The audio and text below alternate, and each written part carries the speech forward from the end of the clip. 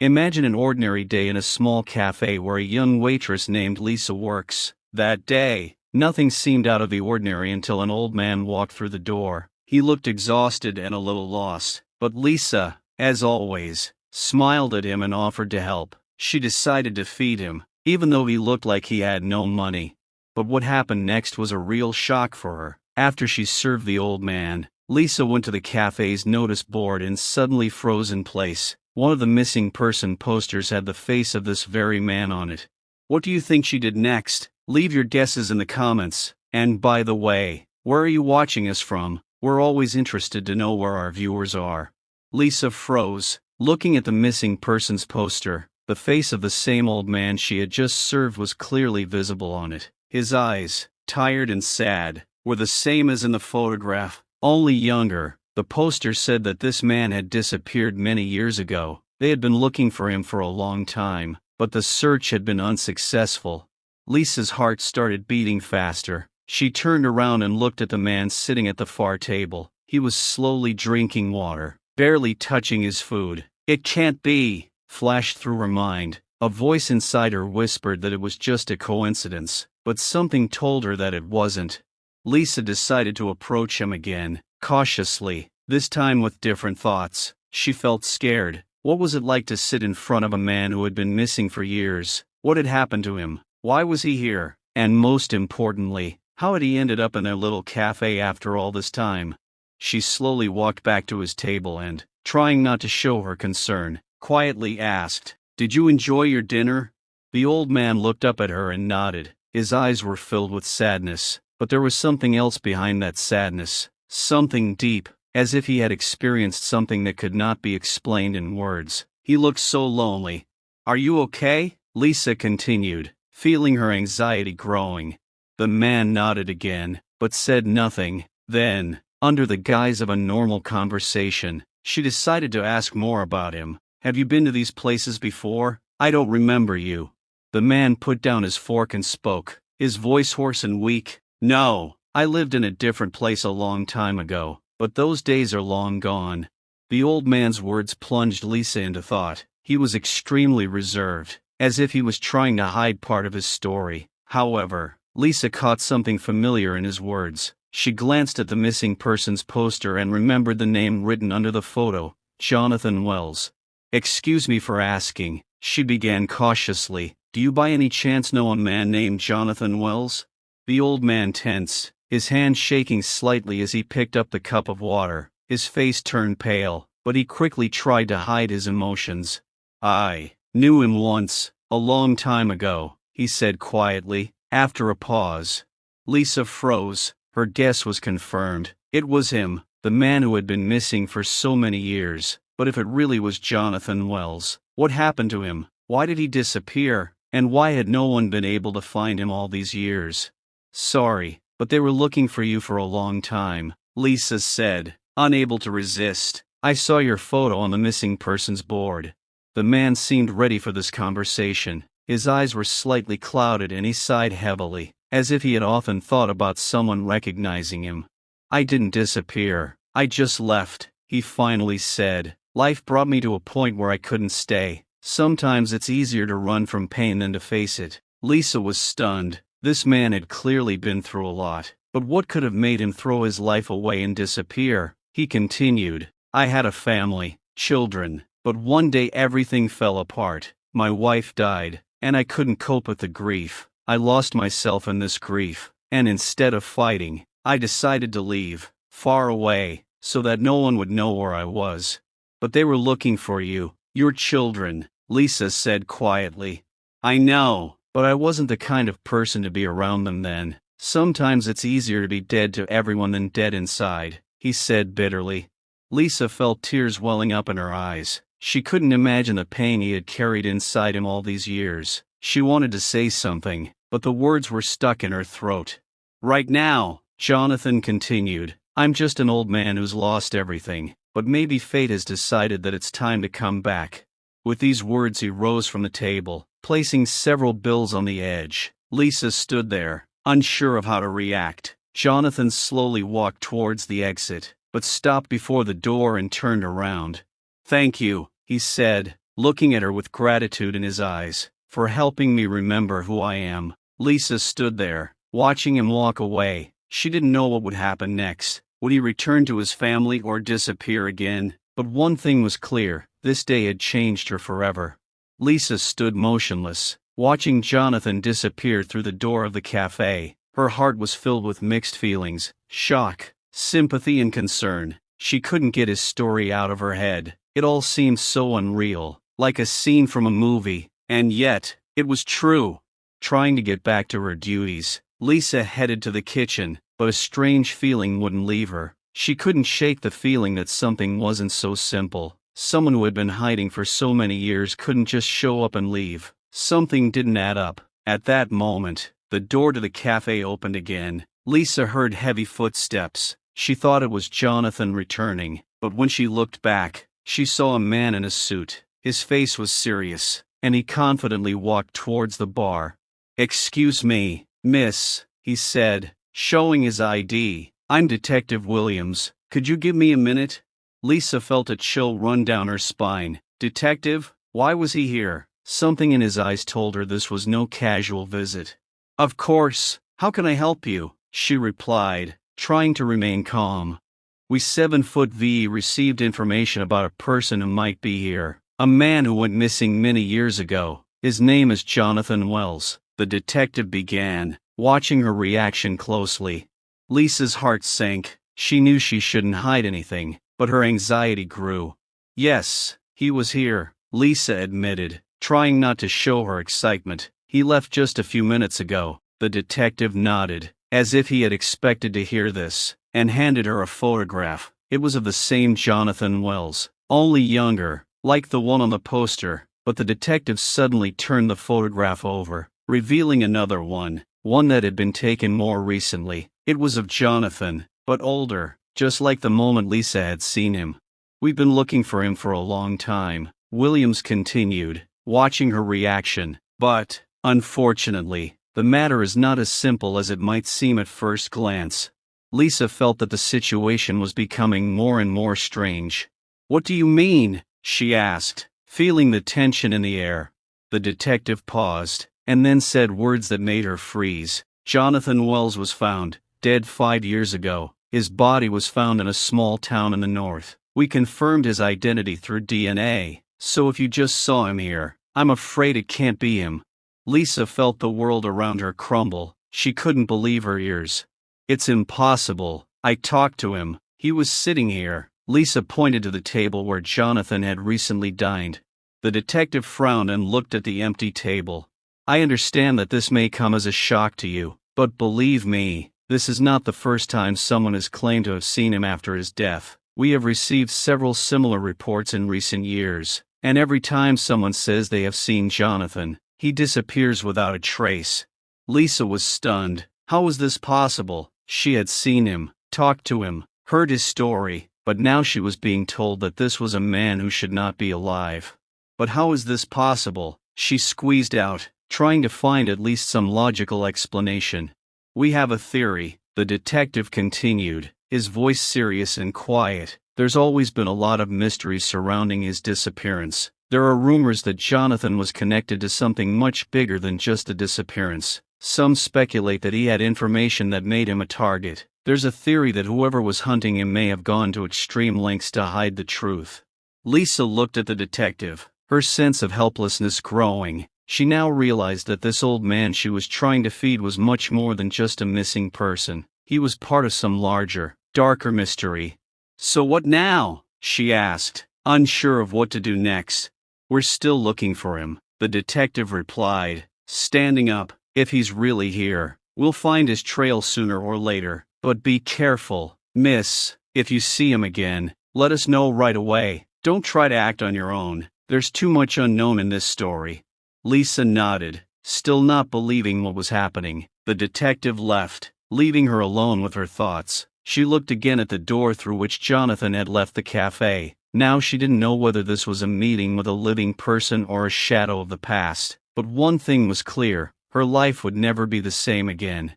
Lisa was in shock for a long time after her conversation with the detective. Her thoughts were in chaos. How was this possible? She had seen Jonathan with her own eyes, spoken to him, felt his presence, and now she was being told that this man had been dead for several years. Her mind could not accept it, but her heart told her that there was some deep and dark secret hidden in the story of Jonathan Wells. The night was restless. Lisa tossed and turned in her bed, tormented by disturbing dreams. In her dream, she saw Jonathan again, only this time he was not sitting in a cafe. He was standing on the threshold of her house, looking at her with his sad eyes, full of pain and despair. He was saying something, but his voice was barely audible, like a whisper through the wind. Lisa tried to understand his words, but they slipped away like fog at dawn. Waking up in the middle of the night in a cold sweat, she knew she had to find out the truth. Questions about Jonathan were haunting her. Who was he really? Why was he thought to be dead when she had seen him alive? And what secrets lay behind his disappearance? The next morning, Lisa decided to look in the archives. She found old articles about the disappearance of Jonathan Wells on the internet. He had disappeared about 10 years ago under mysterious circumstances. He was a respected businessman, had a family, 2 children, but at some point everything went wrong. After the death of his wife, he seemed to disappear into thin air. The police searched for him, but to no avail, until his body was discovered a few years later. However, Lisa now knew that this version of events could be far from the truth. One of the articles featured an interview with his daughter, Anna Wells, who, despite confirmation of his death, never believed her father was truly dead. She claimed that before he disappeared, he had said strange things to her, as if he knew he was going to be gone forever. Lisa made up her mind. She had to find Anna. Perhaps she could shed light on these mysteries. Contacting her through social media, Lisa suggested meeting. To her surprise, Anna immediately agreed. They met in a small cafe on the outskirts of the city, where a quiet and almost secluded atmosphere reigned. Anna was a woman of about 30, with sharp features and tired eyes that seemed dull from constant worry. She immediately noticed Lisa's anxiety and asked, "You saw him, didn't you?" Lisa couldn't believe that she had guessed her thoughts so easily.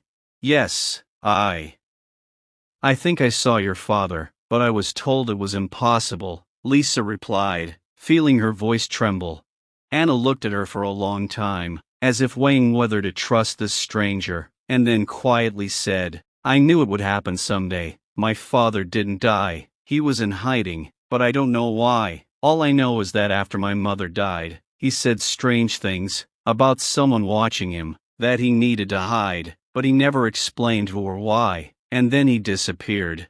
Lisa felt her heart clench with sympathy, but something about the story bothered her. She remembered what the detective had said, that Jonathan might be connected to something more than just personal problems. "Why don't you believe he's dead?" Lisa asked. Anna slowly took an old envelope, yellowed with age, out of her bag and placed it in front of Lisa.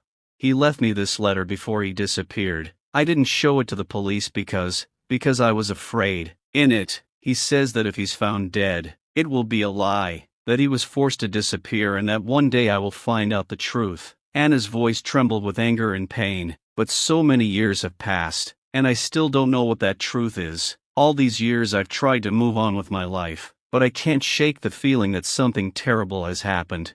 Lisa opened the envelope and read the letter. There were no specifics, only vague hints of danger and fear of some powerful people. Jonathan warned his daughter that if she tried to look for him, she would risk her life. Suddenly their conversation was interrupted by Lisa's call. An unknown number appeared on the screen. Without thinking, she answered. That same familiar hoarse voice was heard in the receiver. "Lisa, I'm sorry I left so suddenly," Jonathan said quietly, "but you need to stop looking for answers. It's dangerous. I'm being watched, and now they're watching you, too." Lisa felt her blood run cold. How did he know she was looking for him? How could he find her? "Who are you?" she asked, almost in a whisper, not believing that she was again talking to a man she thought was dead. "You don't have to know, Lisa. Sometimes not knowing is the only way to survive. Goodbye." Jonathan's voice trailed off and the line went dead. Lisa sat silently, feeling her life crumbling before her eyes. Suddenly Anna jumped up, grabbing Lisa's hand. "We can't stop. If he warned you, then the truth is closer than ever, And if he said we were being followed, then we're already in danger. Only when they left the cafe did they realize that they were indeed being followed. There was a black car parked nearby, its windows tinted, but Lisa and Anna's instinct told them that someone was watching them inside.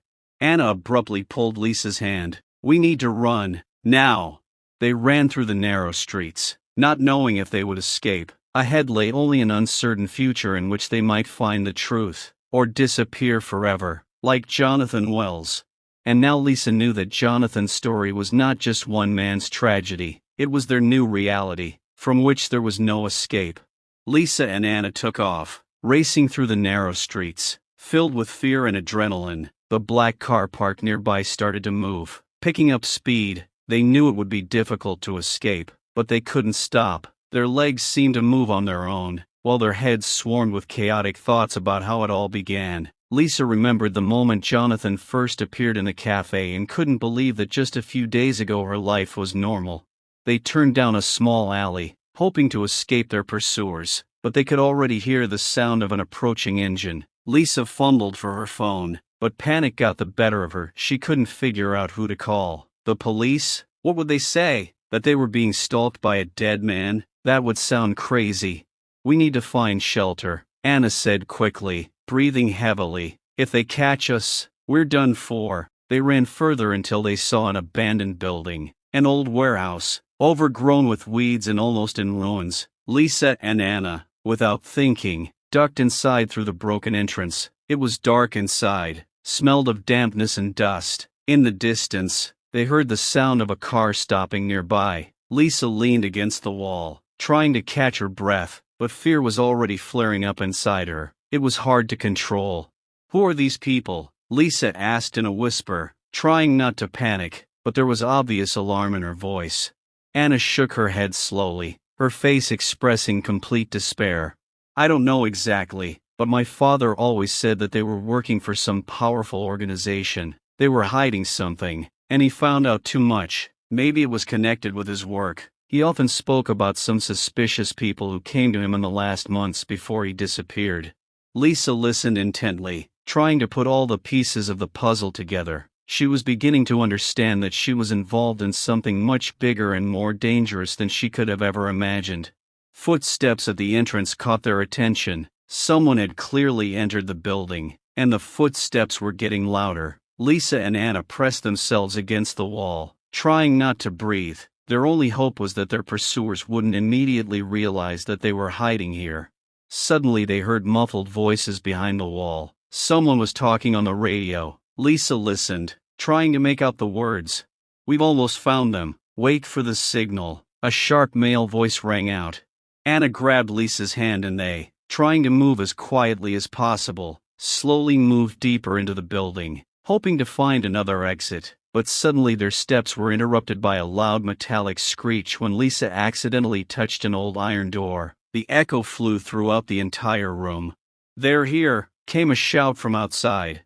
Without wasting time, Lisa and Anna rushed into the building, no longer hiding. They heard quick steps behind them. Their pursuers were running after them. Lisa felt her heart beating so hard that it seemed like it was about to burst out of her chest. They ran, jumping over debris and broken beams until they reached the back of the building. There they saw a narrow window through which they could climb out. Anna quickly pulled herself up and, with difficulty, found herself outside. Lisa followed her, but as she tried to squeeze through, she heard a sharp shot. The bullet ricocheted off the wall next to the window. Her pursuers were already too close. Gathering her last strength, Lisa ran out into the street, and they ran along the deserted street, illuminated by the dim light of street lamps. Suddenly, something unexpected flashed ahead. Another car, only this time with its headlights on, was slowly driving out from around the corner. Lisa stopped, not knowing what to do. Anna turned pale. "It's them," she whispered, her voice breaking with fear. "They've surrounded us." But the car stopped abruptly, and a man Lisa hadn't expected to see stepped out. It was Jonathan. "Dad," Anna's voice trembled, her eyes widened in shock. "Get in the car quickly," he shouted, waving his hand at them. Lisa and Anna rushed to the car, barely managing to jump inside. When the car took off, The pursuers ran out of the building, but did not have time to reach them. Jonathan drove the car, not taking his eyes off the road. "What's going on?" Anna couldn't hold back her tears. "You're dead. How can you be here?" Jonathan sighed heavily, his face gloomy and drawn. "Forgive me, Anna. I couldn't go back because it would have been too dangerous for you. What I learned was too dangerous. I tried to protect you, but apparently they still found a way to get to you." "Who are they?" Lisa could not remain silent any longer. "Why does everyone think you are dead?" Jonathan turned his head towards Lisa, and there was a mixture of pain and guilt in his gaze. "I got involved with very dangerous people. People who control a lot in this country, politics, business, even government. I was involved in their schemes, and when I realized how serious it was, I tried to get out, but it was too late. They were hunting me because I knew too much, and I was forced to fake my death." Anna covered her face with her hands, her tears flowing without stopping. "You should have told me. You left me alone. I wanted to protect you," Jonathan said painfully, "but now everything is out of control. If they get to us, they will destroy us all. What should we do?" Lisa looked at his face, trying to find some hope. Jonathan was silent for a long time, and then said, "We have only one chance. There is one person who can help us expose them, but if we don't make it in time, they will destroy all the evidence, and us." Liza and Anna realized that this would be their last chance for salvation. Now not only their own lives depended on them, but also the revelation of secrets that could change the fate of many people. Jonathan drove through the empty night streets, the silence in the car oppressive. Lisa, trying to collect her thoughts, still could not believe what was happening. Over the past 48 hours, her life had turned upside down, from Jonathan's mysterious appearance in the cafe, to the realization that she herself had been drawn into his deadly story. "Where are we going?" Lisa broke the silence, not taking her eyes off the road. Jonathan looked at her in the rearview mirror. "To a safe place. There I can explain everything." Lisa nodded, but inside she was seething with questions. Who were these they who were hunting Jonathan? Why had he chosen her, a mere waitress, to meet him? And most importantly, how did all this relate to the racism Lisa had faced throughout her life? A few hours later they arrived at a small house on the outskirts. It was an old, almost ruined mansion, hidden behind thick trees. It was dark and cool inside. Lisa and Anna entered, and Jonathan followed them, locking the door behind him with several locks.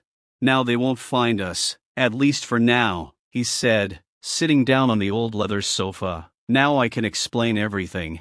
Lisa and Anna sat opposite each other, feeling the tension in the air. Anna was barely holding back her tears, her hands shaking with worry. "You have to tell me everything, Dad," she said insistently. "I want to know the truth. What happened to you?" Jonathan looked at his daughter, his eyes filled with deep pain. "Do you remember when it all started? It was after your mother died," he began. "I was very busy then, with many business partners, but one day I began to notice that some of them were acting strangely when it came to social issues. One of them, a man named Richard Clark, began to speak out loudly about the undesirables in our company. He talked about how we needed to cut down on the number of black employees, as if they didn't deserve the same opportunities as white people." Lisa felt a surge of indignation inside her. She had been dealing with statements like this all her life, but she hadn't expected to hear it from Jonathan, the man she considered a victim.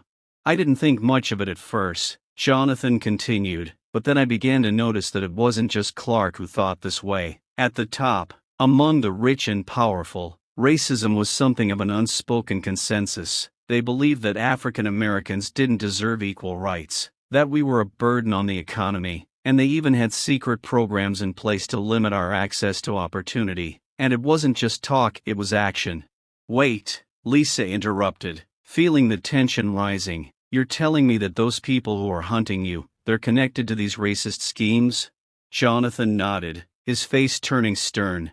"Yes. What I found was a much more sinister network than just a few racists in high positions. It was a system that used racism as a tool of control. Their plan was to economically and socially oppress the black population. They implemented programs that were supposed to create the appearance of equality, but in reality, they further exacerbated inequality." "Anna, who had been listening in silence all this time, suddenly jumped up from her seat. "And you didn't tell me? You just let them disappear, even when you knew about it?" Jonathan lowered his head. "I was scared. I knew that if I tried to reveal the truth, they would destroy not only me, but everyone I cared about, including you." Anna looked devastated, her eyes filled with tears. "What about all those people they used and destroyed? What about Lisa and people like her? How could you just watch?" Lisa could hardly contain her emotions. She had seen too much injustice in her life. Her mother had worked as a cleaner, her father in a factory. They had taught her since childhood that the world was unfair to people like them. But Lisa had hoped that such times were over, that the fight for equality had not been in vain. Now she understood that this was far from true. Jonathan continued speaking, his voice becoming more tense. "It's not just economic oppression, Lisa. I discovered that these people were implementing programs to prevent black communities from having political and social influence, and I learned that many government reforms intended to support equality were actually sabotaged from the start. They used corruption to subjugate entire regions. Even some political leaders who seemed to be allies were actually part of this conspiracy." Lisa felt anger building inside her. She had lived her entire life in a world that had always been unfair to her, but now she realized that there was a system behind it that was deliberately building barriers. "And you think you can stop it?" Lisa asked, her voice shaking, not from fear, but from determination. Jonathan looked at her. "I don't know. I thought I could, but now I realized that the forces I was up against were too great. I had to fake my death to try to gather evidence and keep you safe, but even that didn't work. They found me anyway, and now they're hunting us." Lisa stared at him, not believing her ears. Jonathan, this once strong man, looked crushed, broken, but what hurt her most was that this struggle had been going on for so many years, and people like her were just pawns in this game. "So what now?" she asked, her voice sharp and cold. "What do you want to do?" "We need to find this man I was talking about. He works for the government, and he has information that can expose this entire network, but we have to act quickly. If they find out we're on our way to him, they'll do everything they can to destroy us." Lisa looked at Anna. Her face was distorted with pain and anger. Anna took a step forward and looked her father in the eyes. "I'm going with you, Dad, but not to help you. I'm going so they can never do what they did to you again, to us." Lisa, looking at Anna, felt the same determination in herself. A feeling was growing inside her that she could no longer just stand aside. She was part of this fight, and perhaps always had been, and if there was even one chance to stop this monstrous system, she had to take it. "I'll go too," Lisa said firmly. "This isn't just your fight, it's ours." Jonathan nodded, seeing the determination in their eyes. It was the three of them now, and the future of their lives, and perhaps the lives of many others, depended on it. The car shook on the bumpy road, making its way through the forest. It was pitch black, the street lights illuminated only a narrow strip ahead, and the trees closed in tightly around them, as if trying to hide them from the outside world. Lisa sat in the back seat, looking out the window, but her thoughts were far away. Jonathan's words echoed in her head. The system that deliberately oppressed people, destroyed lives, all the time remained unnoticed, like an invisible shadow, and now she found herself in the center of this nightmare. Anna was silent, her face remained tense, but Lisa could see fear and anger fighting in her eyes. The realization that her father was not who she thought he was left a deep wound. She was torn between love and betrayal. "Who is this man?" Lisa broke the silence, turning to Jonathan. "The one we're going to see. What can he do?" Jonathan took his eyes off the road for a moment and glanced at Lisa in the rearview mirror. "His name is Harrison Martin. He has been in government for many years, in many different positions, but he has always remained in the shadows. Harrison disagrees with what is happening, but he has remained silent for too long. Now he has evidence, documents that can expose the entire web of corruption and racism that permeates our system." "What if they find him before us?" Anna asked. "He understands the risks," Jonathan said quietly. "We agreed to meet at one of the old farms outside the city. It's a safe place, and we can discuss everything there." Lisa thought about it. The story seemed too big, too big. How could anything be changed when the system itself was built on racism? She remembered how, in her youth, her friends had been stopped by the police simply because of the color of their skin, how her own possibilities had been limited not by what she could or could not do, but by the way the people around her were already judging her. "It's all so unfair," she said, unable to stop herself. "I've lived my whole life thinking that I just wasn't trying hard enough, that if I worked harder, I could succeed, but it was all a lie, wasn't it?" Jonathan looked at her with regret. "Yes, the system was designed to make you feel like you're not good enough, so you don't ask questions. It maintains the illusion of possibility, but in reality it limits those who don't fit the rules, especially people of your skin color." Anna turned away to the window, her face hidden in the shadows, but Lisa saw that she was trembling. "I was so mad at you, Dad," Anna finally said, for leaving me alone, but now I don't know how to feel. I know you wanted to protect us, but I feel like you just gave up." Jonathan fell silent, his shoulders slumped as if he were carrying a huge weight. "I wanted to fight," he answered after a pause, "but at some point I realized that they were always one step ahead. They knew how to hide their tracks, how to manipulate the truth, and I thought that if I disappeared, I could keep you safe, but as it turned out, I was wrong. They found you anyway, and I can't run anymore." The car pulled into an old farm. It was a deserted place, surrounded by fields that had long since been overgrown with weeds. The barn and the house looked as if they had not been touched by human hands for many years. There were no lights in the windows, and an oppressive silence reigned all around. They got out of the car. Looking around, there was a strange tension in the air, as if nature itself was waiting. Jonathan looked around. "He should be here," he muttered, taking out his phone to make a call. But before he could dial, there was the sound of the barn doors opening slowly, and a tall man in dark clothes stepped out of the shadows. Harrison Martin. His face was hidden by a hood, but Lisa caught the glint of his glasses. "Jonathan," he said quietly, approaching, "I didn't think we'd meet again. Times have changed, Harrison. We have no time for old scores. Did you bring the documents?" Martin nodded and pulled a thick folder out of his inside pocket.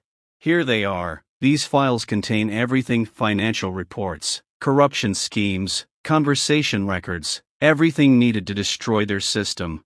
Lisa moved closer to examine the papers. There were names, surnames, signatures, many documents that could expose those who were behind the years of oppression of her people.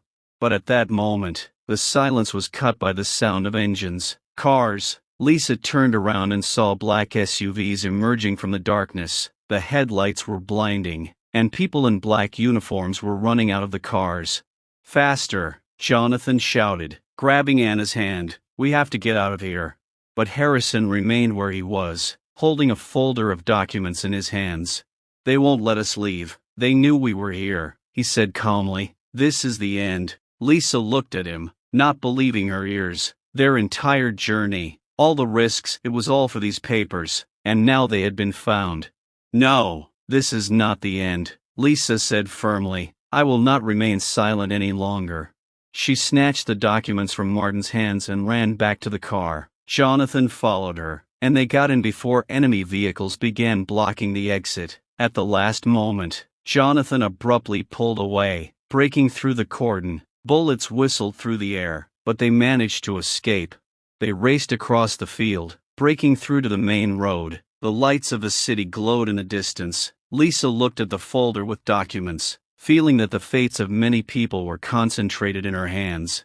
"What now?" Anna asked, looking back. "Now we have to make sure the whole world sees this," Lisa replied. "They can't hide it forever." But inside her, a sense of unease was growing. The path they were on was dangerous, and deep down, Lisa knew that an even more severe struggle lay ahead.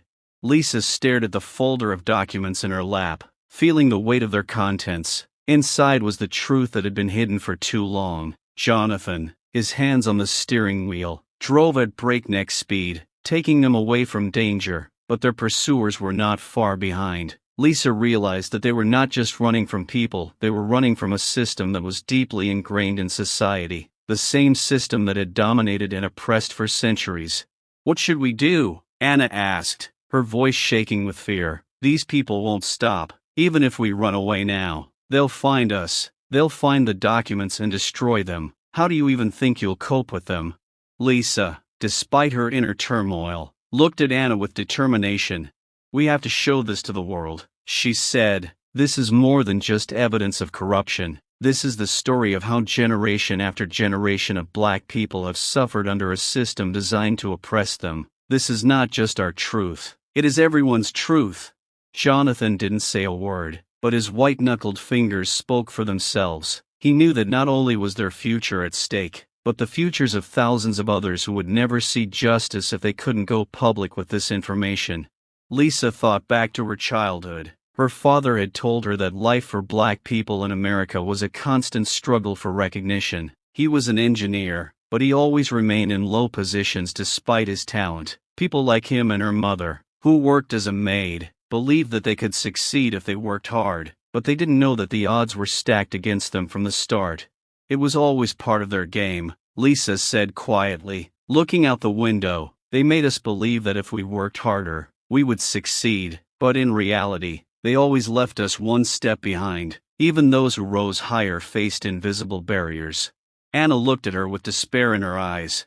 I've seen it my whole life, she whispered. At school, at work, people I considered friends looked down on me, like I was always beneath them, but I couldn't prove that they didn't see me as equal. It was like racism was always in the air, but no one acknowledged it. Lisa nodded, understanding Anna. They had both grown up in a world where racism wasn't as obvious as it once was, but it was everywhere in the smallest gestures, looks, words that were barely recognizable. It was a hidden war that didn't need overt insults. The system was designed to keep them in their place, even if it claimed equality on the surface.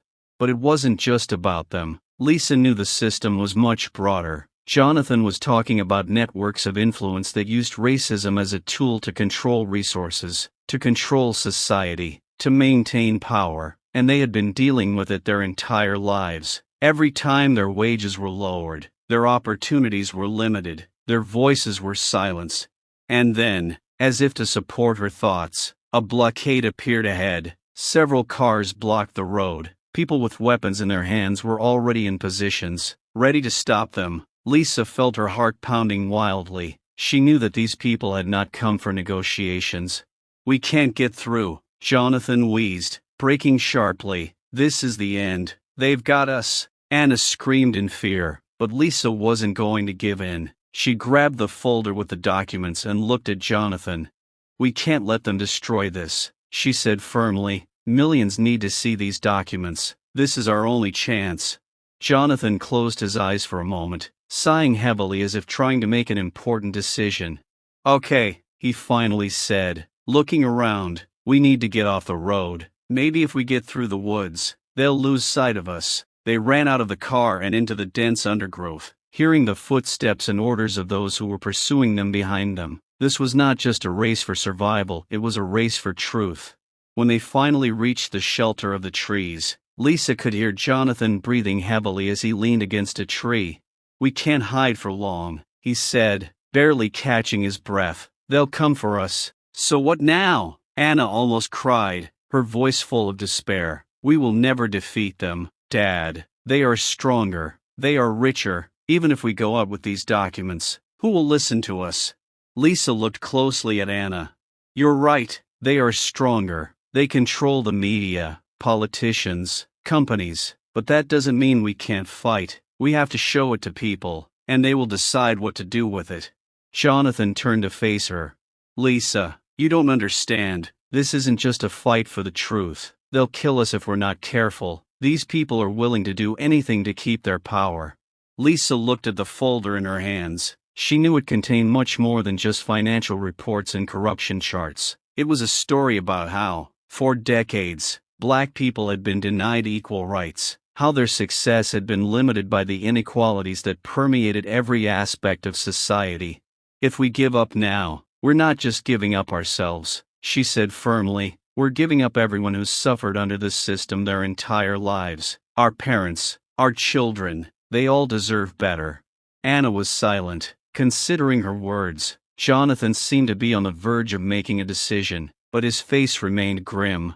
Suddenly Lisa heard a sound that made her freeze. It was the noise of a helicopter. She looked up, and there was indeed a helicopter circling in the sky, illuminating the area with searchlights. They were surrounded. Jonathan clutched his head in despair. "This is the end," he whispered. "They found us." But Lisa wasn't ready to give in. She clutched the folder tighter, her face hard and determined. "We may not be able to escape," she said, "but we can get this out to the world. I have a phone, and I can send these documents online. People will know the truth." "Do you think this will work?" Anna asked incredulously. "They can just say it's fake. They control the media." "Maybe," Lisa nodded, "but we have to try. It's better than just giving up and letting them continue." Jonathan looked at Lisa, then at Anna, and finally nodded. "Do it, Lisa. If this is our only chance, then we must use it." Lisa opened the folder and began photographing the documents, one by one, uploading them to the internet. She knew she didn't have much time, but every moment was worth its weight in gold. The helicopter was circling closer and closer, and Lisa knew the end could come at any second. Once the final documents were uploaded, Lisa posted them to several news sites and social media platforms. "That's it," she said, closing the phone. "Now the truth is in the hands of the people." But as soon as she said this, figures in black uniforms appeared from behind the trees. They were caught. A few weeks later, when the situation seemed hopeless, articles began to spread around the world. The scandal that exposed the truth about hidden racism dominated the news. People began to protest, demanding reform. Those responsible for years of injustice began to lose their positions. But deep down, Lisa knew that this was only the first victory in a long war. The system was resisting, but they could not stop the flow of truth. The movement, with Lisa, Anna and Jonathan at the center, was growing rapidly, attracting the attention of many. People from all over the country were taking to the streets, demanding change. It was like a storm that grew with each new morning. With each new news item, Lisa felt her heart fill with hope, but also with fear. What if they returned to their normal lives and forgot about the fight? Despite the scale of the protests, they remained hidden, not wanting to attract attention. Lisa and Anna continued to follow the news online, and Jonathan stayed in touch as much as he could with activists who were helping coordinate the effort. "This could all backfire on us," Jonathan said one day as they gathered around the old computer to check the latest news. "Some of the people who actually run this system could start acting more aggressively. They won't tolerate a threat to their power." Lisa nodded, though her anxiety was growing. She knew they had taken a step in the right direction, but she also knew that it didn't mean the fight was over. Every time she read about another activist being arrested, her heart sank. She knew that none of them were safe, and their actions could have serious consequences. One morning, as they were watching the news again, Anna turned abruptly to Lisa. "You don't think there could be a traitor among us?" Her voice trembled. "It can't be a coincidence that the protests are growing while we are safe." Lisa froze, her heart pounding. She couldn't imagine that anyone around them could betray them, but as she thought about it, she realized that anything was possible, even among her friends. "Perhaps," she said slowly, "but now is not the time for mistrust. We must remain united to help each other." The moment Lisa said this, there was a sharp knock on the door. Jonathan raised his hand, calling for silence. They all froze, listening to the sounds outside their hiding place. There was another knock on the door, and then a voice. "These are activists. Open up. We have news." Lisa felt herself lighten up, and she and Jonathan opened the door. Kevin, one of the activists Jonathan had been talking to over the past few weeks, stood there. His face was pale, his eyes full of worry. "We have to leave now," he said, stepping inside. "Things are getting worse. People who were trying to help are being targeted." Anna grabbed Lisa's hand, her voice trembling. "What happened?" "Yesterday's protests turned violent. A group of violent opponents of justice decided that it was necessary to suppress the movement. They are attacking people gathering at protests, and we have information that they are looking for you too. We need to get out now." Lisa froze in fear. She knew they had been seen at the last protests, but she hadn't thought they could be targets. Doubts crept into her heart. "Where are we going?" she asked. "There is a safe place in one of the shelters. We must move there before it is too late. It is the only place where we can remain safe, Kevin answered. Jonathan, having already collected his things, turned to Lisa and Anna. We can't stay here, he said. We need to act quickly. They packed up, taking only the bare necessities. Lisa looked around the room, realizing that this might be the last time they would be here. Everything they had built in the last weeks now depended on their speed and courage. As they stepped outside, Lisa felt a cold wind blowing across her face. The city was full of protesters, but now their jubilation had been replaced by a wary atmosphere. Loud slogans and shouts were now mixed with strange sounds and a hum in the air that sounded like a harbinger of an approaching storm. Roadblocks appeared on their way, and Lisa clenched her fists when they saw people standing with slogans. But these people were not activists, they were their opponents. They carried signs with hatred, their faces were distorted with anger, and some even threatened. Faster, Kevin shouted, pulling them toward the side where there were no people. This is not our way. Lisa's heart pounded in her chest as they dashed through the alleys, but the noise of their pursuers grew louder. She knew she should remain calm, but fear and anger warred within her. They weren't just running, they were fighting for their lives and for what was right. Suddenly they were at a dead end. On one side was a high wall, and on the other, a crowd of people willing to do anything to stop them. Lisa looked at Jonathan, his face full of determination. We can't give up, he said. We have to find a way over the wall. But how? Anna was confused. It's too high. I can try to get up and help you, Kevin offered, though his voice sounded uncertain as well. Lisa looked at Jonathan, who quickly looked around, looking for an exit. Let's try, he said, approaching the wall. We have nowhere to run if we stay here. Kevin climbed the wall, his hands searching for support, and soon he was on top. Lisa stood below, her heart pounding with both fear and hope. I see the exit, Kevin shouted, pointing to a path that led to a less populated area. Quick, get up. Jonathan climbed the wall first, then extended his hand to Lisa. Without thinking, she grabbed his hand and quickly climbed the wall. Fear raged around her, but in that moment she felt stronger than ever. Anna followed them, and soon they were all on the other side. Only now did Lisa realize how high they had climbed, and how much was left behind. They were in abandoned territory, but the path to safety was still ahead. There was an air of despair in the air, but Lisa felt a spark of hope igniting within her. Suddenly, there were screams. Lisa turned around and saw their pursuers approaching. These weren't just random passers-by, these were hunters who were barely containing their rage. They knew they were being stopped, and they weren't going to stop there. Run! Jonathan shouted, and they began to run again. They ran past abandoned buildings, hiding behind them, but the crowd was already close. Lisa felt her strength fading, and suddenly realized that they were trapped again. This fight seemed endless, but she knew she couldn't give up. They reached the old warehouse and ducked inside, hiding from their pursuers. It was dark and cold inside, but it became their refuge. Lisa turned to Jonathan and Anna, breathing heavily. What to do next? She asked, looking at them. We need to hold out until help arrives, Jonathan said encouragingly. Let's call the services. Lisa took out her phone, but a message appeared on the screen. No network. She couldn't believe it. How is this possible? She whispered, feeling panic creeping up on her again. We could try to get to the nearest precinct, Kevin suggested. If they see we're on the right side, maybe they'll help. Lisa looked at her friends, her heart filled with hope. Yes, but we can't leave our evidence. If they get caught, everything will be lost. They began to discuss the plan when suddenly there was a loud bang. The screams outside the warehouse grew louder. Lisa and her friends knew they couldn't stay there. They quickly gathered their things and left the building. The streets were in chaos, with protesters on both sides clashing and the sounds of fighting echoing all around. In the chaos, Lisa felt like every moment could be decisive. They continued moving deeper into the street. Out of sight, suddenly they noticed a group of activists fighting for the truth, and among them were familiar faces with whom they shared their dreams of justice. We're here, Lisa screamed, but her voice was drowned out by the noise.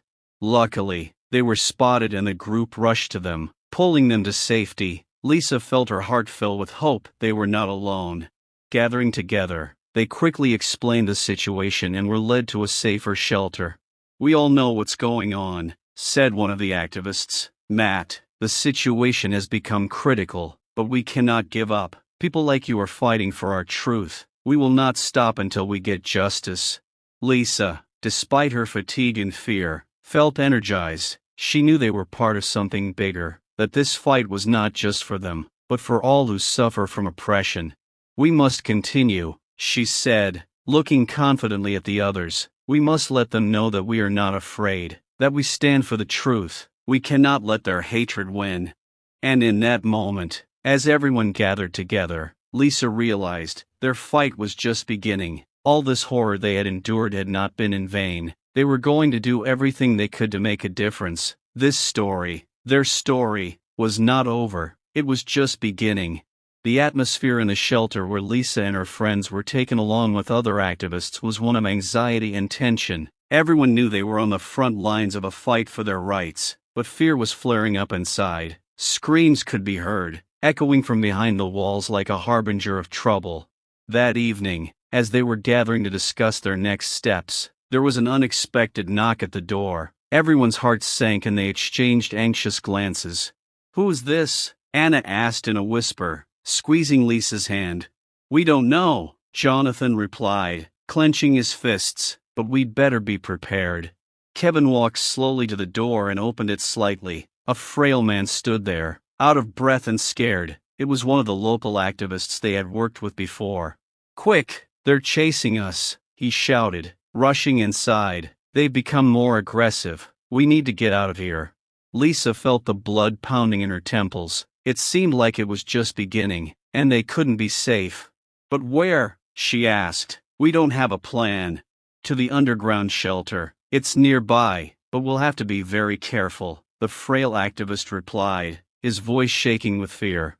Preparations began immediately. They quickly gathered their things and left the shelter, trying to be as silent as possible. The streets were in chaos, the protesters were still fighting, and screams of hatred were heard from all sides. Lisa felt fear squeeze her heart. Every step was difficult, but she knew she could not give up. When they arrived at the underground shelter, it was full of people taking refuge from the violence. Lisa, Jonathan, Anna, and Kevin rushed inside, and they immediately felt like it was their new home, albeit a temporary one. Despite their vulnerability, they began planning their next steps. Each of them knew that everything would change if they didn't act. Soon, they gathered a group of activists to discuss how to raise awareness for their cause. However, the joy of their victory was short-lived. One night, while Lisa and her friends were sleeping in the shelter, there was a dull thud at the door. Suddenly, the door swung open and masked men rushed in, waving sticks and clubs. Quickly, on the ground, one of them shouted, his voice full of hatred. Lisa looked at her friends in horror. Her heart sank. She knew that if they didn't react quickly, everything could end tragically. Jonathan was the first to rush to the defense, shouting, "Run away! Let's run through the back exit." Lisa and Anna quickly followed him, but Kevin stayed with Jonathan. They tried to hold back the attackers when screams and sounds of struggle were heard. Lisa felt her heart break with fear for her friends. They managed to get out the back door, and Lisa and Anna ran down the street, full of adrenaline and fear. Suddenly they heard a sharp scream. Lisa stopped. Her heart sank. She knew it was Kevin's voice. "No!" she screamed, rushing back to the building, but Anna grabbed her hand.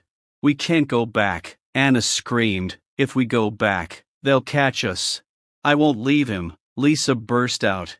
But Anna was right. Lisa knew that if they went back, they could both be caught. At that moment, she felt a crushing anxiety take over her. They couldn't do anything but run. Meanwhile, Kevin and Jonathan, who remained inside, desperately fought the attackers. Kevin tried to dodge the blows, but one of the clubs hit him, and he fell to the ground, unable to get up. Jonathan, seeing this, rushed towards him, but it was too late. A crowd of attackers surrounded them. Lisa and Anna were finally able to call for help and send out an SOS signal, but while they waited, their hearts were filled with anxiety and fear. They knew they had to help their friends, but something in their souls told them that this could be a real tragedy. After what seemed like an endless wait, The police arrived, but instead of helping, they began arresting everyone they considered to be an activist. Lisa and Anna, seeing this, felt fear again. They knew that even the authorities could be on the side of the aggressors. "We need to hide," Anna shouted, and they ran into a nearby park, hoping that there they could hide from the hatred that was growing around them. But when they came out into the open, Lisa stopped, her heart breaking with terror. On the wall next to the park was a huge missing person poster, and on that poster was Kevin, the same Kevin who had stood with them in the fight for justice, the one who had tried to save Jonathan. Lisa fell to her knees, her eyes filled with tears. In that moment, she realized that their fight had become not only a matter of truth, but also a matter of life and death. She had no words to describe the bitterness and tragedy of that moment. "We must continue," Anna said quietly, although her voice, too, was shaking with emotion. "We cannot leave this unanswered." Lisa struggled to her feet, clenching her fists. She knew that if they didn't act, Kevin might never come back. They went into action again, gathering information about what had happened and building a support network. They had to report Kevin missing, and soon a full-fledged campaign to find him began within their group. But despite their efforts, days turned into weeks, and Kevin never returned. With each passing week, Lisa felt her hope fading. She looked for traces of him, talked to people, but to no avail. Each attempt only deepened her bitterness.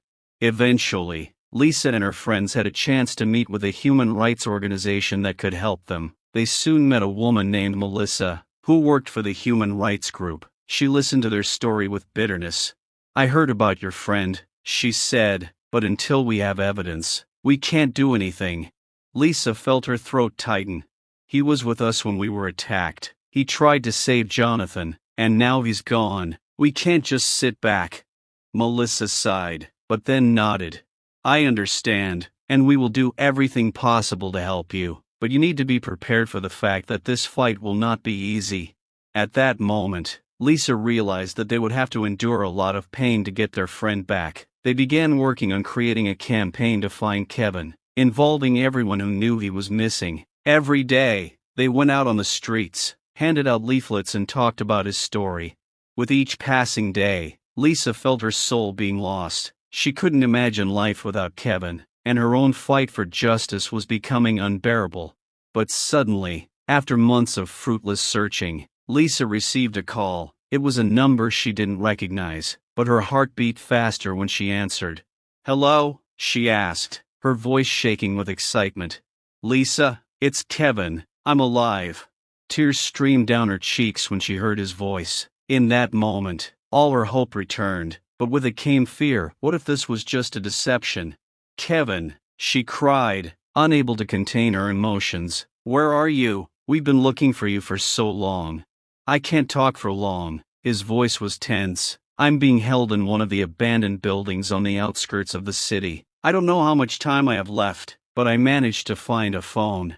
Lisa felt a chill run down her spine. She knew time was against them. "We'll get you out," she said decisively. "Give us the address and we'll come immediately." "It's dangerous, Lisa. They might catch you. I don't want anything to happen to you," Kevin insisted, but Lisa already knew that was not up for discussion. "We've been through so much already. You're important to us, and we won't leave you." Kevin sighed, his breathing heavy. "Okay, I'll try to describe where I am. In the building where the factory used to be. They're using it as a shelter. I hear footsteps. They're getting closer." The signal disappeared, and Lisa realized that the connection had been broken. Her heart began to beat in unison with the growing fear. She immediately gathered her friends. "Kevin is alive. He called me and he is in danger. We need to get him out." "How did you know that?" Jonathan asked, his face turning pale. "He said he was being held in an abandoned factory," Lisa replied, her voice firm even as emotions raged inside her. "We have to act now, while he's still alive." They quickly came up with a plan. Lisa, Jonathan, Anna, and a few other activists decided to split up. Some of the group would distract the guards, and the rest would head to the building to rescue Kevin. They gathered themselves and walked out into the darkness of the night, full of determination. Soon they reached an abandoned factory. It was dark outside, and only a few glimmers of light came through the windows. "We have to be careful," Anna whispered. "If they catch us, it'll all be over." Lisa nodded. She knew it could be dangerous, but the thought of Kevin possibly waiting for them gave her strength. They walked around the building, listening to the sounds inside. Suddenly, Lisa noticed one of the guards moving away from his position. This was their chance. "Now," she commanded, and the whole group rushed inside. They quickly made their way into the building, trying not to make any unnecessary sounds. It was dark inside, and every step echoed in the silence.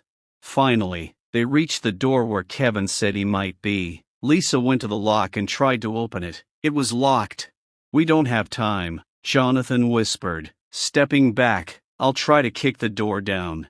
He gathered his strength and hit the door with all his weight. It cracked, but did not give in. "Come on, Jonathan," Anna supported him. "You can do it."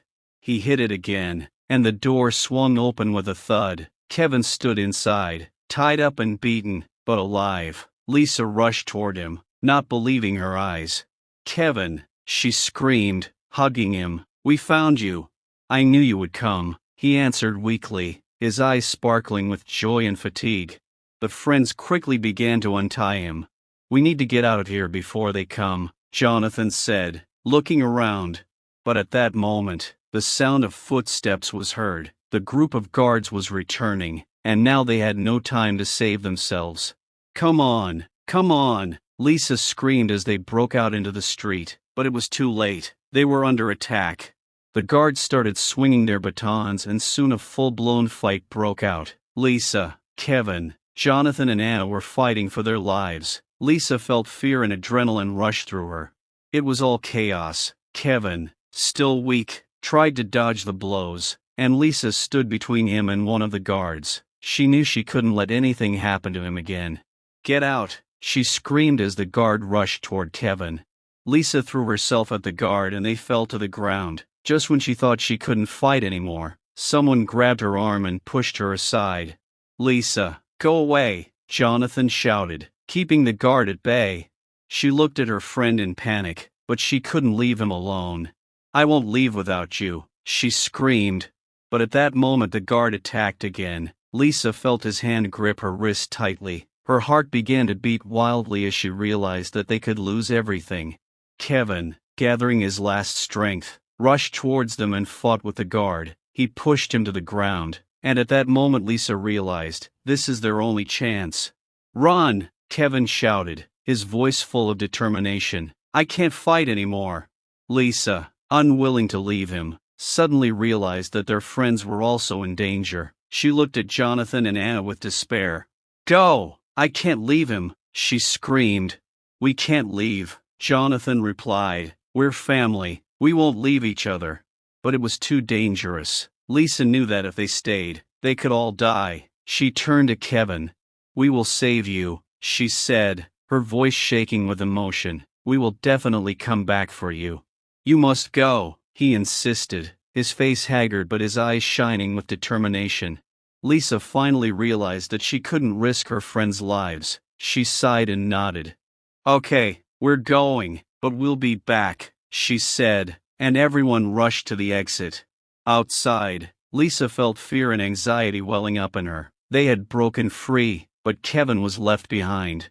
They quickly reached their shelter, but Lisa's heart was full of anxiety and pain. "We have to report this," Jonathan said when they finally reached safety. "We have to get him back." Lisa nodded, feeling that she simply couldn't leave Kevin in the hands of these monsters. She knew that they would have to act quickly and decisively.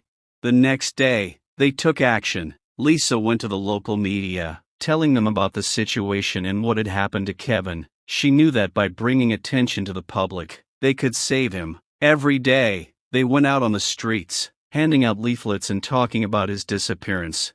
But time passed, and despite their efforts, the situation remained critical. Every day, Lisa felt her uncertainty and fear grow. She did not know if Kevin would survive. Finally, after a few days, new information came to them. An undercover activist they knew told them that Kevin was being held in another location, and that location had already been revealed. "This is our chance," Lisa cried. her heart filling with hope. We must act immediately. But as they began to prepare for the rescue operation for Kevin, Lisa learned the terrible news. He had been transferred to another location, and they were running out of time. She knew that their time was running out, and they had to hurry, otherwise they could lose Kevin forever.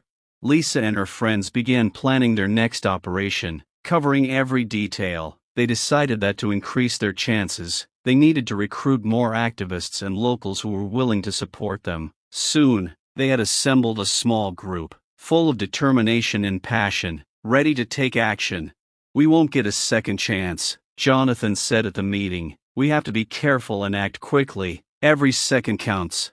The group prepared everything they needed. They took phones for communication, flashlights, and several items for self-defense. Lisa felt the adrenaline rushing through her blood, but inside she was still worried.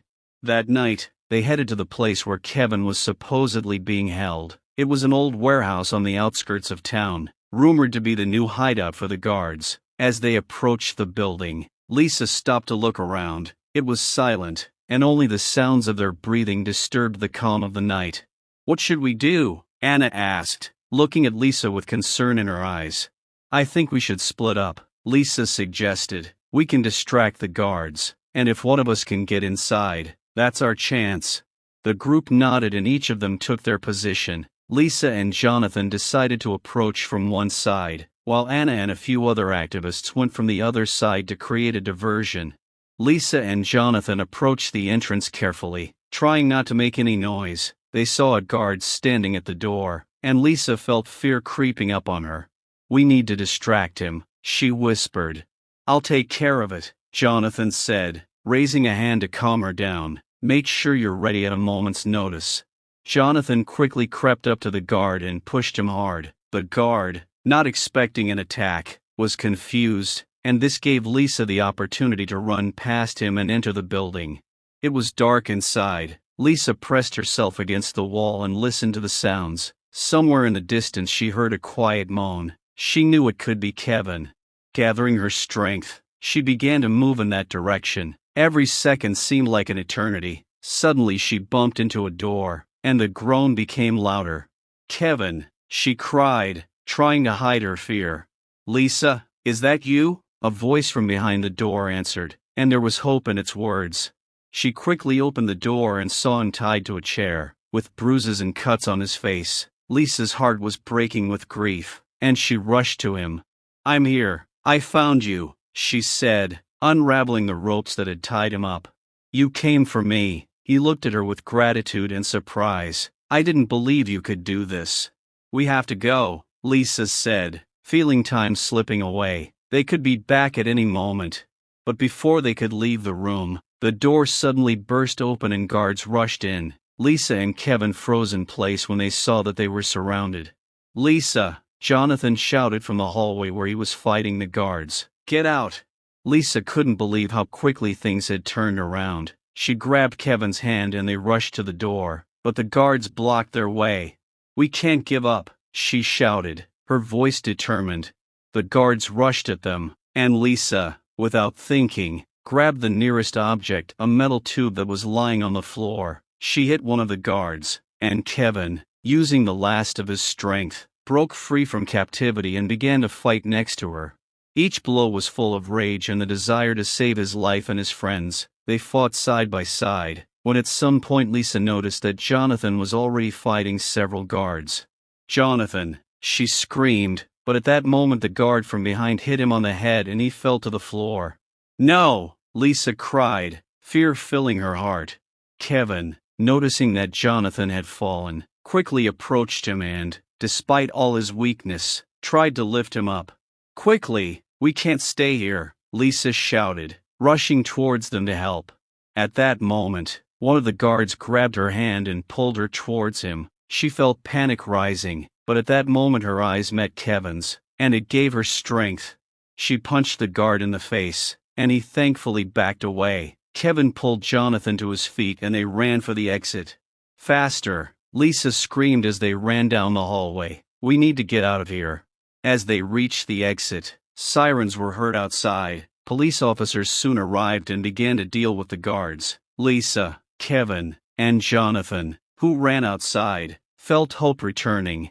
"We did it!" Jonathan shouted as they saw the cars approaching. But suddenly one of the guards ran out after them and rushed towards them. Lisa, already prepared for the next confrontation, saw Kevin rushing towards her to cover her. "No!" she screamed, but it was too late. The guard hit Kevin and he fell to the ground. Lisa felt everything inside her bursting. She rushed towards him, but the guard grabbed her arm, trying to pull her away. "Leave her!" Jonathan shouted, rushing at the guard. He pushed him hard, and the guard retreated. Lisa hugged Kevin. His face was distorted with pain, but he looked at her with hope. "We'll get out," he said, struggling to his feet. "Please don't leave me," she whispered, and there were tears in her eyes. "I'm not leaving," Kevin replied, squeezing her hand tightly. At that moment, they heard the police shouting and people started to gather around them. The protesters who had previously supported them came to their aid. Now they were uniting to confront the guards. "We're behind you," one of the activists shouted, running up to them. "Come on!" Gathering their strength, Lisa, Kevin, and Jonathan joined the protesters, and together they began to move toward the exit. Kevin, despite his injuries, took a step forward, and this inspired the others. The guards began to retreat in the face of the huge crowd. Lisa, Kevin, and Jonathan, with the help of friends and strangers, made their way to freedom. When they were finally out of danger, Lisa turned to her friends. "We did it," she said, her voice shaking with emotion. "We're all in this together." But suddenly they saw one of the guards running out of the building with a gun in his hands. "They're coming for us," Anna screamed. "We have to go." Lisa felt her heart pounding in her chest. "We can't give up," she said, gathering her courage. "We have to show them that we're not afraid." Kevin nodded, squeezing her hand. "We will fight for our freedom," he said, and they finally understood that they were now truly a team, united by a common goal. "Hurry, we can't stop," Lisa commanded as they heard the sound of sirens. The police arrived, but this time they had their allies with them, activists ready to help in the fight against those who oppressed them. They sprinted to the side, hiding behind cars and buildings as the guards tried to catch up. Lisa could feel the tension building, a mixture of fear and determination in the air. They had survived, and now they had to keep themselves from breaking. "Where are we going?" Jonathan asked, running alongside Lisa. "Towards the park. We can hide among the people there," she replied, pointing towards the crowd of protesters. As they approached the park, Lisa saw many people gathering, holding signs and chanting slogans. The atmosphere was full of energy and hope. They were not alone, and this gave Lisa strength. "This is our chance," she said as they ran into the crowd. Lisa and her friends quickly mingled with the protesters, and began hiding from the guards among them. Soon they became part of a larger mass of people fighting for their rights. Lisa felt the panic recede, and instead a sense of unity and strength grew. But suddenly she noticed several guards starting to make their way through the crowd, trying to find them. The fear returned, but Lisa couldn't let it get the better of her. "We need to make it so they can't find us," she whispered. "Let's go to the center of the crowd." Kevin and Jonathan nodded, and together they moved deeper into the group. Lisa knew it could be dangerous, but at the same time they had to show that they weren't afraid. As soon as they reached the center, one of the activists raised his voice and began to speak. "We are here to show that we will not be intimidated. We will fight for freedom and justice." The man's words lit a flame of hope in the hearts of all present. Lisa, inspired, joined in his cries, and soon the others began to join in. But suddenly a group of guards descended on them. Lisa felt her heart skip a beat when she saw one of the guards grab the activist and start to drag him away. "Lisa," Kevin shouted, his voice full of alarm, "they're starting to hold us up." Lisa, without thinking, rushed to the guard and grabbed his hand. "Let him go," she screamed, her voice bold, but the guard only smirked. "Get out, girl, it's none of your business," he replied, pushing her back. Lisa felt rage rising in her. She couldn't just stand there and watch an innocent man suffer. She folded her fists and tried to push the guard away again, but at that moment one of his subordinates ran up to her and grabbed her arm, trying to hold her back. "Leave her," Jonathan shouted, running towards Lisa. He pushed the guard aside and stood next to her. Kevin, seeing this, couldn't stay away either. He hit the guard who was holding Lisa with all his might. This was the beginning of a real fight.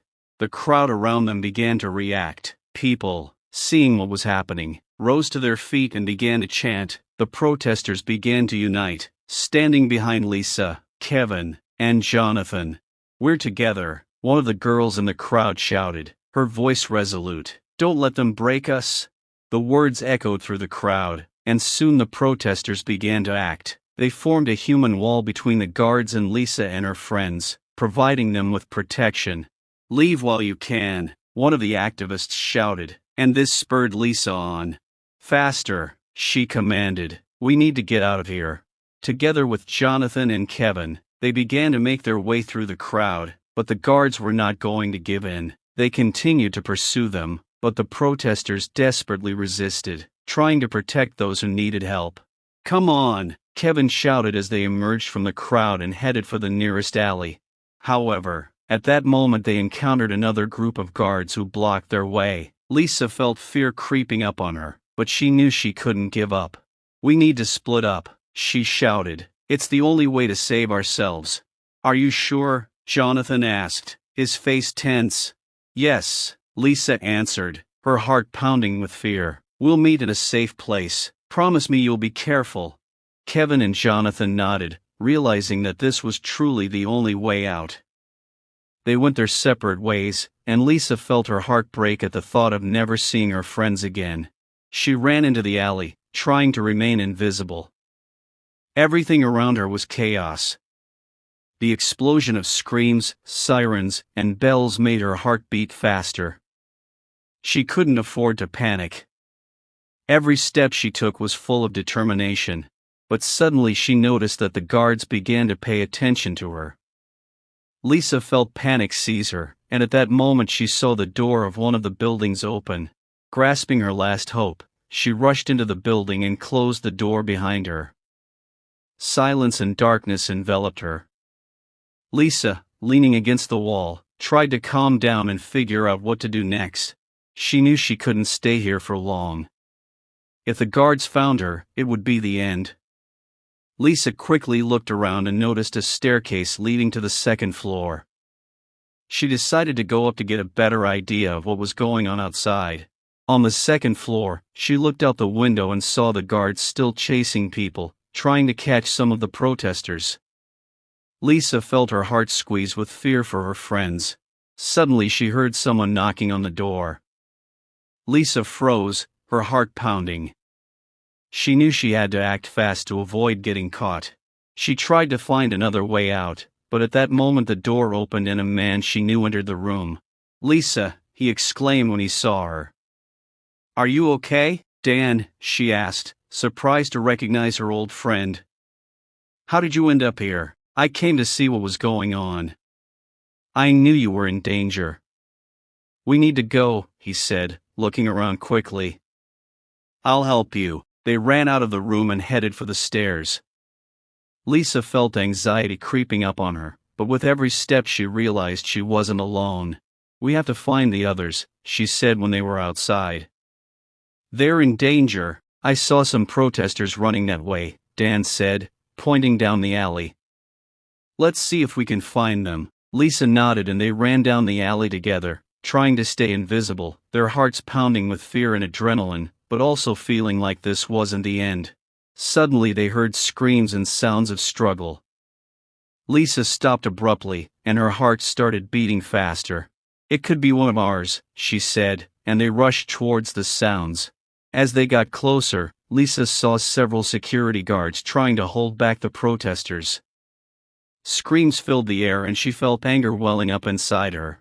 "We need to help them," she shouted, running towards the group of protesters. Dan followed her and together they joined the fight. Lisa punched a guard who tried to grab the girl and soon the rest of the activists began to unite. Lisa felt the unity among the protesters growing, and it gave her strength. They became one, fighting together for their rights. But in the midst of the fight, Lisa noticed that one of the guards pulled out a gun and pointed it in their direction. "No," she screamed, but it was too late. The guard pulled the trigger and the sound of a shot rang out in the air. Lisa covered her head in horror, but she heard screams and chaos around her. At that moment, time stopped. Her world turned gray, and she felt the ground slipping away from under her feet. When the sound of the gunshot died down, Lisa opened her eyes and saw one of the protesters fall to the ground. Horror settled in her heart. "No, no, no," she repeated out loud, running up to him. Lisa knelt down next to the man who had blood on his face. His eyes were full of pain and fear. "Please hold on," she said, but he couldn't hear her anymore. Tears poured from her eyes. It was a terrible reality, and she understood that this fight was not only for them, but for all those who suffer from injustice. At that moment, Lisa realized that they had to do everything they could to make sure that this sacrifice was not in vain. They had to keep fighting, even if it meant risking their lives. She turned to Dan, seeing him standing there, clenching his fists in anger. "We must continue," she said, her voice full of determination.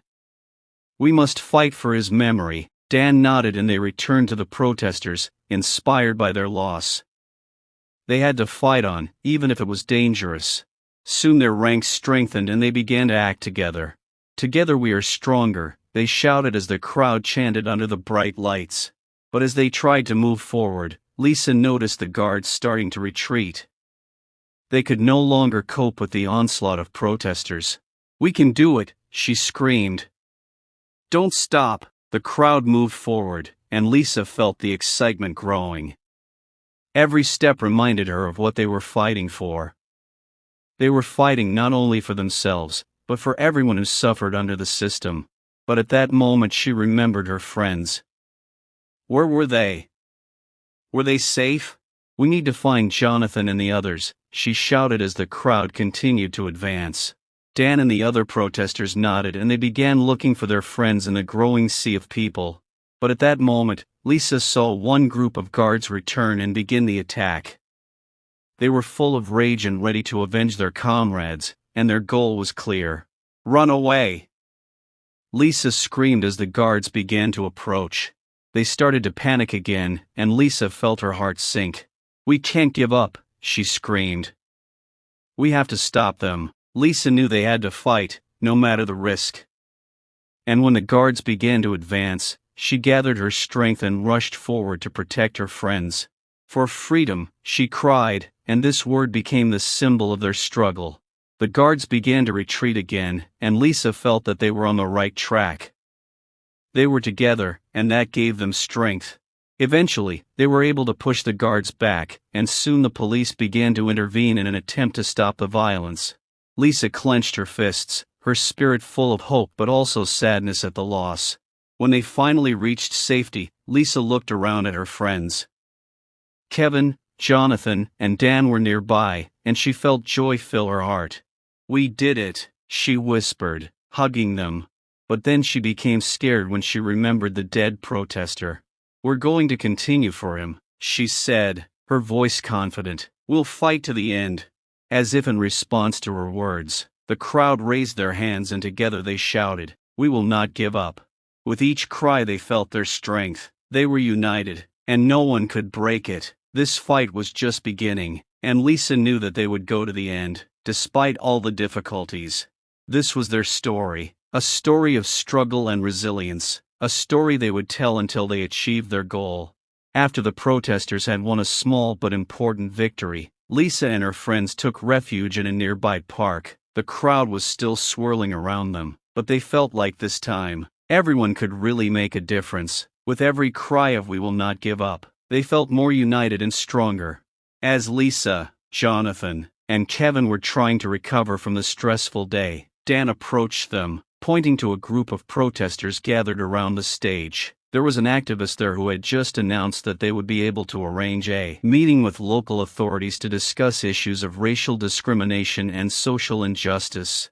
"This is the chance we've been looking for," Dan exclaimed, his eyes sparkling with excitement. Lisa felt hope rise in her. They all knew this step was just the beginning, but now they had the opportunity to bring their voices to those who could make a difference. "We need to prepare," Lisa said. We need to tell our story and the story of those who suffered. It's important." They soon joined the others and together began to discuss how they could speak at the meeting. Lisa felt that their words were important and could be a voice for many who were afraid to speak.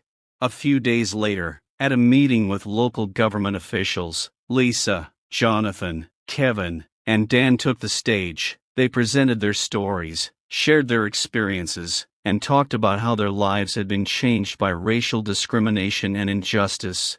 Lisa spoke about the day she saw the old man's face on the poster, her fears, and the importance of coming together to make a difference. Her words touched the hearts of those present. While she spoke of tragedy and struggle, she also emphasized the hope and unity they all felt.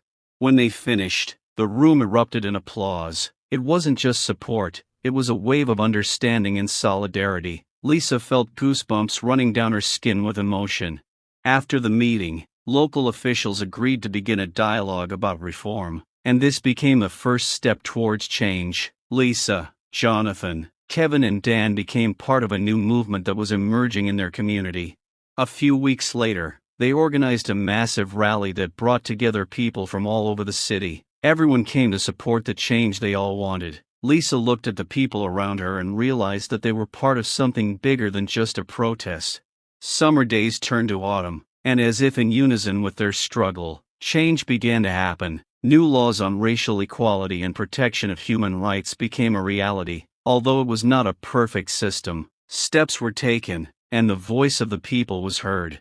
Lisa, Jonathan, Kevin and Dan became symbols of hope in their city. Their collective efforts and persistence inspired many. Each of them also changed. They became more confident in their abilities and realized that they could influence the world around them.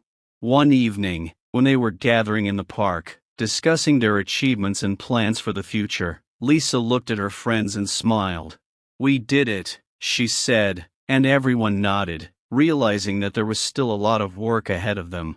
They continued to meet and work on new projects, fighting for people's rights and teaching others the importance of solidarity. Lisa realized that their story was not just a struggle, but also a victory, and they would continue to tell it until they reached an ideal world where everyone was free and equal. And although the road ahead was long, Lisa's heart burned with confidence and hope. They could overcome any difficulties as long as they were together. She smiled at her friends, knowing that with their support, anything was possible. Friends, we are very interested to know your opinion about our story. What do you think about what happened to Lisa and her friends? Have you had any cases related to racism in your life? Your stories and thoughts are very important to us, and we appreciate each of you. Don't forget to like if you enjoyed it and subscribe to our channel so you don't miss new stories. Thank you for being with us. Have a nice day.